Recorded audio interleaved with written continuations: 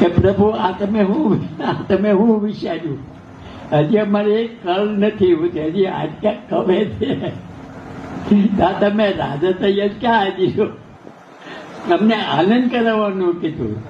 ત્યારે ભગવાને કીધું ચાલો કાંઈ વાંધો નહીં, અશ્વમેધ કરો. તો અશ્વમેધથી પ્રજાને આનંદ કરવો છે. એમ આપણે હિન્દુ સંસ્કૃતિના નિયમો પ્રમાણે આપણા પર્વ આવે છે. અષાઢી આવે, નવરાત્રિ આવે, જન્માષ્ટમી આવે, આ બધા પ્રસંગો આપણા આવે છે. એ પ્રસંગ એક આપણા જીવનમાં એક આનંદ. આપણે નકરા કર્મયોગમાં રહેવું તો આપણે થાકી જઈએ. એક વિષયમાં આપણને કંટાળો આવી જાય. જુદા જુદા વિષય જોઈએ, જુદા જુદા વિષયમાં જિંદગી પાર કરવામાં સહજ થાય આપણને. તો આવી રીતે આ પ્રસંગ પ્રજાનો છે. તો એ પ્રજાને સુખાકારી માટે આપ લોકો બધાએ મહાનુભાવો સેવકગણો મળીને બધા આ પ્રસંગ નિમિત્તે પધાર્યા છો.